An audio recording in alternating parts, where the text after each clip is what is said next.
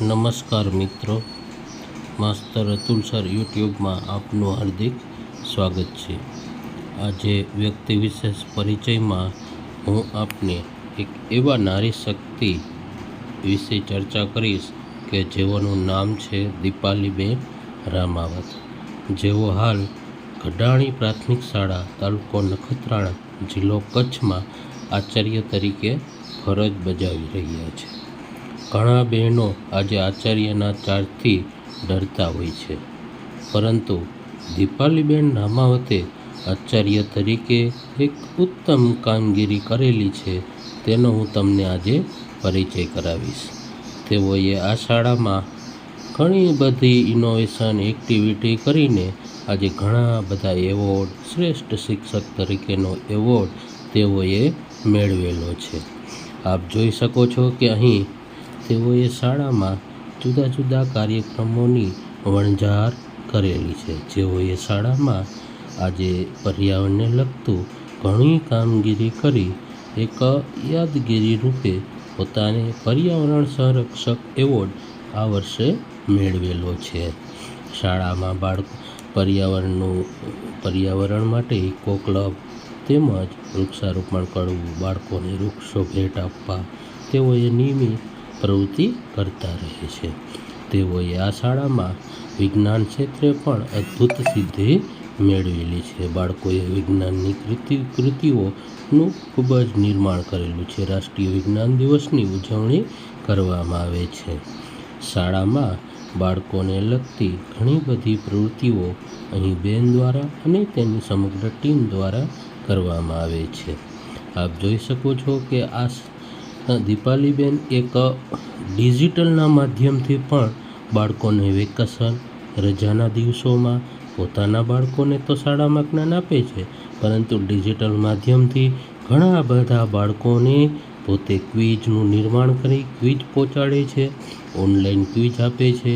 Educator એપમાં તેઓ ઘણા બધા ફોલોઅર ધરાવે છે.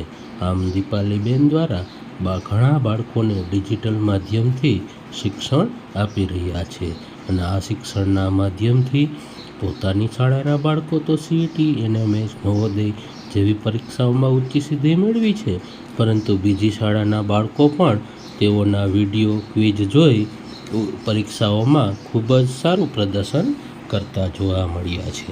અહીં જોઈ શકો છો કે આપ આ શાળામાં ઘણી બધી પ્રવૃત્તિઓના તેઓ પ્રિન્ટ મીડિયાના માધ્યમના પોસ્ટર દ્વારા ખ્યાલ આવે છે કે આ શાળામાં ઘણી બધી પ્રવૃત્તિઓ થતી હશે. આ શાળાઓમાં સીઈટી, એનએમએસના બાળકો પણ સિદ્ધિ મેળવતા જોવા મળે છે. આ શાળામાં સામાજિક તહેવાર હોય, નવરાત્રિ હોય, પતંગ ઉત્સવ હોય, ધૂળેટી તહેવાર ઉજવણી હોય, તેવા તમામ તહેવારોની ઉજવણી કરવામાં આવે છે. યોગ, રમતગમત, સાયકલ દિવસ જેવા દિવસોની રમતગમત ક્ષેત્રે પણ આ શાળાના બાળકો આગળ છે.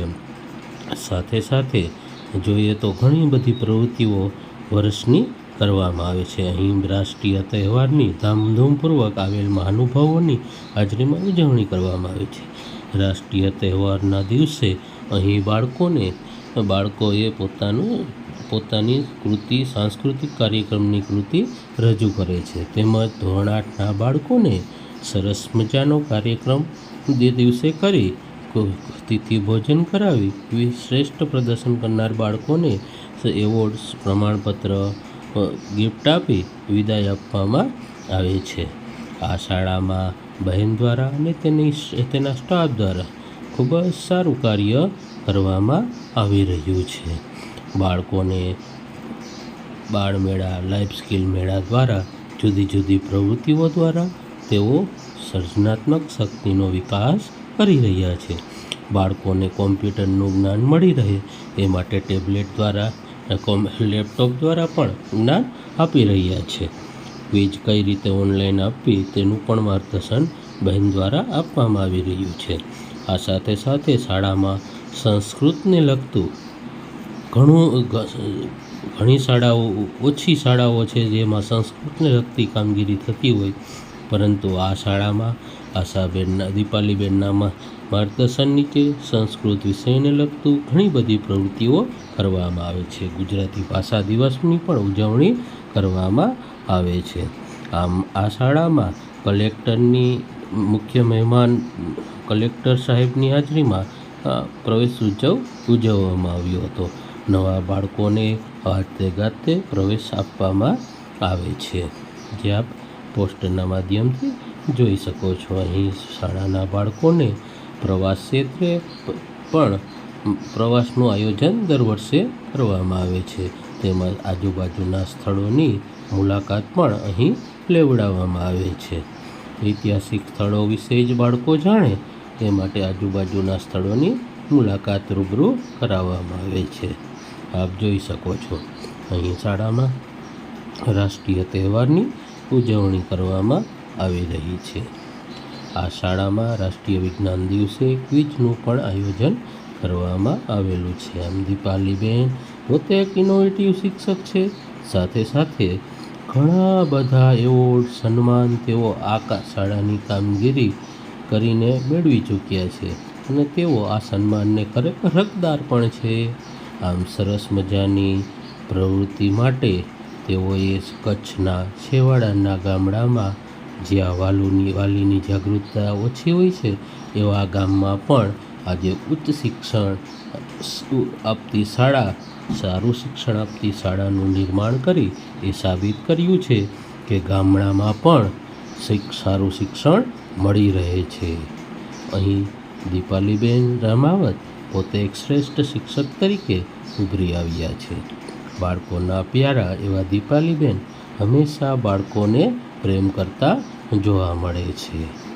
આપ જોઈ શકો છો કે શાળામાં દીપાલીબેન દ્વારા સતત પ્રવૃત્તિઓ ચાલુ રાખવામાં આવે છે. શિક્ષકો બાળકો માટે વિશાળ લાઇબ્રેરીનું પણ આયોજન કરવામાં આવેલું છે. બાળકો લાઇબ્રેરીના પુસ્તકો વાંચન કરી શકે એ માટે બેઠક વ્યવસ્થા પણ ગોઠવવામાં આવી છે. આમ એક છેવાડાના ગામડામાં દીપાલીબેને શિક્ષણની જ્યોત જગાવી છે. દીપાલીબેનને જિલ્લા વહીવટીતંત્ર દ્વારા શ્રેષ્ઠ શિક્ષકનો પણ એવોર્ડ મળી ચૂક્યો છે. તેઓ પ્રાર્થના સભામાં વિવિધ તજજ્ઞો ટ્રસ્ટો મંડળ દ્વારા બાળકોને હંમેશા વસ્તુઓ ગિફ્ટ મળતી રહે એવા પ્રયત્ન કરે છે. પ્રાર્થના સભામાં આજનો દીપક આજનું ગુલાબ તેમજ વૈવિધ્યસભર પ્રાર્થનાનું આયોજન કરી બાળકોના જ્ઞાનમાં વૃદ્ધિ થાય તેવા પ્રયત્નો બહેન દ્વારા કરવામાં આવી રહ્યા છે. આમ બહેન દ્વારા આ શાળામાં ઘણી બધી પ્રવૃત્તિઓ કરતા જોવા મળી રહ્યા છે. આપ જોઈ શકો છો.